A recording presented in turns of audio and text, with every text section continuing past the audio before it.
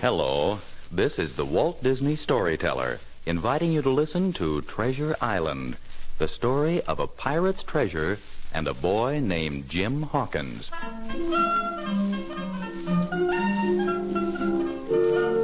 I'm Jim Hawkins. My mother kept an inn high on a cliff along the English coast.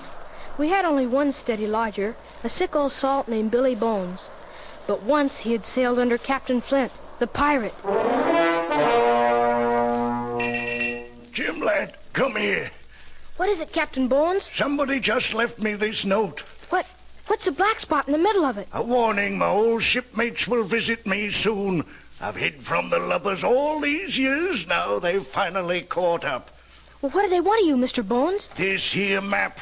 Map? Here, take it, lad. I don't want any cutthroat pirates to get this map. Mr. Bones, you're sick. I'll go get the doctor. You hold fast to that map, Jim, lad. Don't let Flint's men get the map.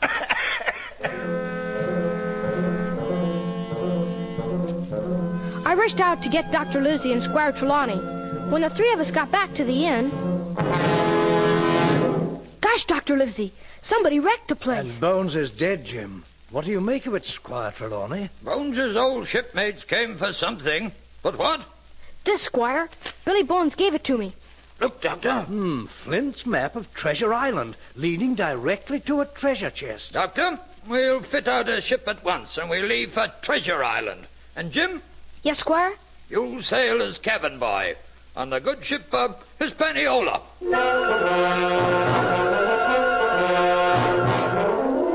Squire Trelawney found a ship and a captain, Captain Smollett, but not a crew. Then one day he hired his ship's cook, a man with one leg, who owned a parrot, Long John Silver. Pieces of eight! Pieces of eight! Rest easy, Squire. Long John can find you a crew. Good. I'll leave it to you. And Jim, lad, you stay with Silver. Mr. Silver, do you know any pirates? Of course, matey. Have one right in my cabin. Captain Flint's his name. Captain Flint? Pieces of eight! Pieces of eight! That's him, matey. A blasted parrot. I calls him Flint.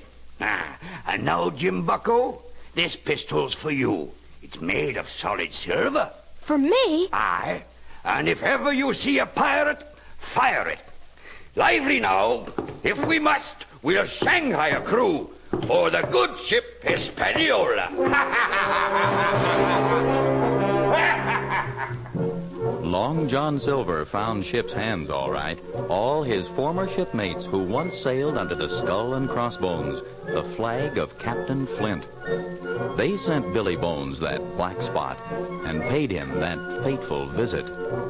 What would happen when they boarded the Hispaniola?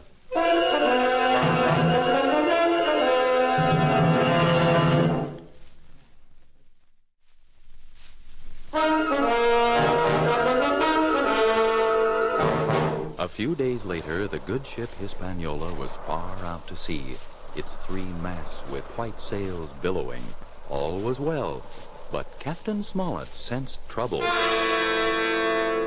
Squire, the only members of this crew I trust aboard this ship are your servants and my mate. Hey, what? You don't trust Silver's crew? Not a man, Jack. I want all Silver's men search for concealed weapons. Do you agree, Doctor? I agree, Captain. We are after treasure. Many aboard would like to take it from us. As for Jim Hawkins...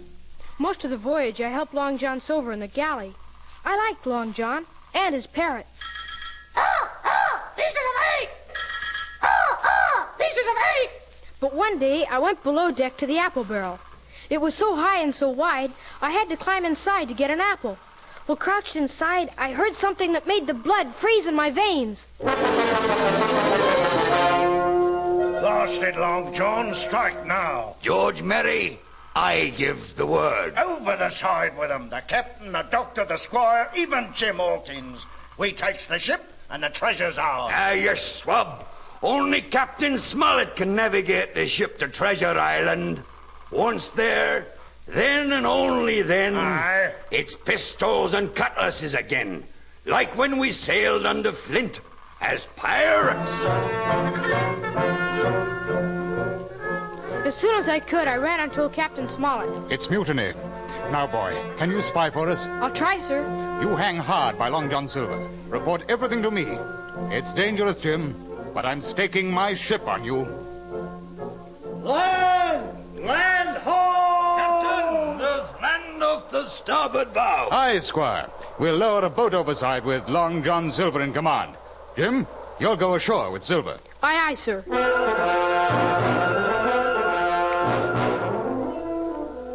I didn't find out till later that as we rowed away from the Hispaniola, George Mary started a mutiny, which Captain Smollett and his loyal crewmen promptly put down. Clap 'em all in irons. Ahoy! Silver! Heave to with that boat! Nay, Smollett, fire one round, and you'll never see Jim Hawkins again. Fearing for my life, Captain Smollett let Long John Silver get away. But as we neared the beach, I leaped from the rowboat into the thick jungle of trees and bushes growing on Treasure Island. Lively, you swabs! Don't let Jim Hawkins get away!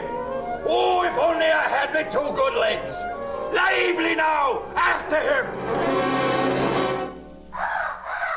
I ran as fast as I could, and just when I thought I was safe... Hello, boy. Huh? Ben Gunn's me name, and I haven't spoken with a soul these 5 years. Ben Gunn had been marooned on Treasure Island years before by Captain Flint himself. With long hair and dressed in animal skins, Gunn looked like a wild man. Would Ben help Jim or harm him?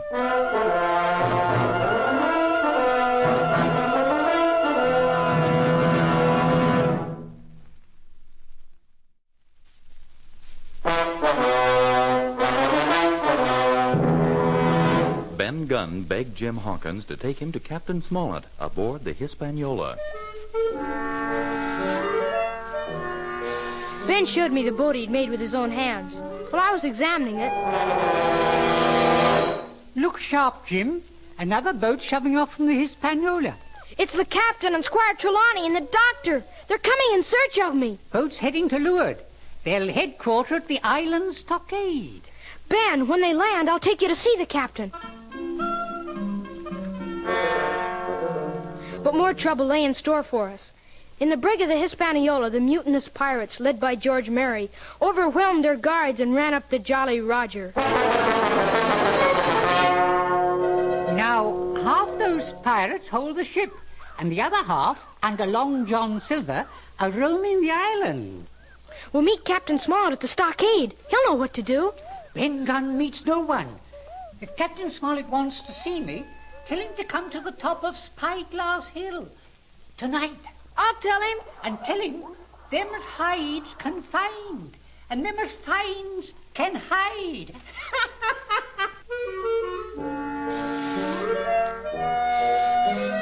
I ran to the stockade and told the others about Ben Gunn. Then the captain said... Stations, men. The pirates are sure to attack the stockade. Almost at once, the pirates, led by Long John Silver, attacked. Use your muskets, men! And when you get in close, swabs, use your cutlasses! The battle lasted a long time, and when the smoke cleared... We've driven them away, Doctor. Yes, Squire. Jim, my case. Captain Smollett's wounded. Dr. Livesey bandaged Captain Smollett's wound, and then... Jim, I want you to have this. The map? Yes, it's yours by rights, and if you must, buy your life with it. Doctor, Squire, Jim, listen sharp. And when the tide comes in, those pirates can navigate the Hispaniola close to shore. They'll level the stockade with cannon fire. Suddenly I had a plan. I slipped down to Ben Gunn's boat in the darkness, rowed to the Hispaniola and climbed aboard. The deck was deserted. I cut the anchor rope. Now the ship drifted away into a sandbar, out of range of the stockade. The cannon was useless. But then one of the pirates came out of the hold and saw me. I climbed up the rigging of the mainmast, clear to the top. He followed, and then I remembered Long John Silver's pistol. Take one more step and I'll fire. For answer, the pirate threw a knife at me. It caught me in the arm as I pulled the trigger.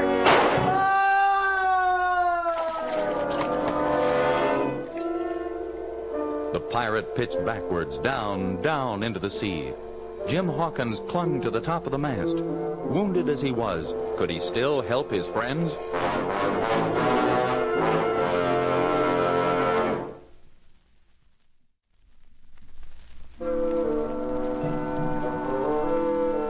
Jim Hawkins, wounded by the pirate high atop the mainmast of the good ship Hispaniola, slowly and painfully climbed down the rigging to the deck.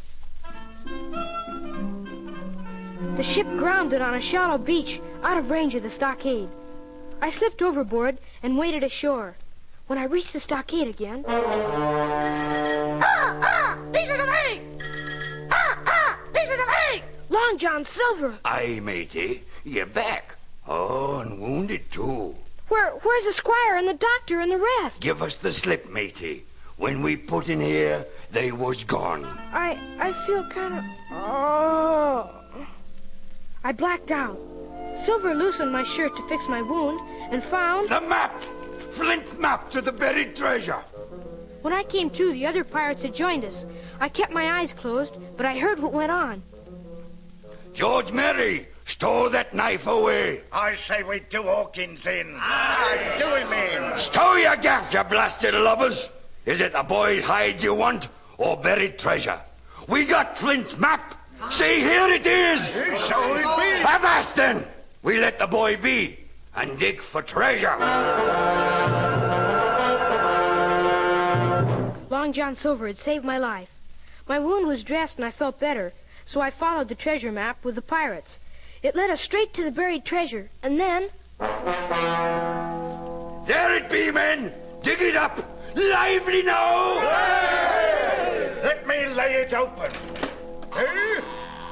Empty! Empty! Empty! Don't you blast you, John Silver! You stole the gold! It's the plank for you and Jim Hawkins! Just at that moment, there were shots. The squire, the doctor, and their men had ambushed the pirates, and soon it was all over. You all right, Jim? Yes, Dr. Livesey. But blimey, where's the treasure? Ben Gunn knows. Aye, Squire. Them that hides can find, and them that finds can hide. What's happened to Flint's gold, says you? Ben Gunn's cave, says I. We all went to Ben Gunn's cave, and there it was. More gold and silver than I ever saw before in my life. Captain Smollett, the adventure is ended. Now what do we do with Long John Silver? Take him aboard with us, back to England, to stand trial as a pirate. But, sir, he saved my life. Aye, so he did, lad. And that might help him when the judge passes sentence. Perhaps he won't hang him. But at the last moment, Silver escaped, sailing out to the open sea in a small boat, alone, except for his parrot. I never saw Long John Silver again. But sometimes, even today, I think I hear his parrot. Pieces of egg! Pieces of egg!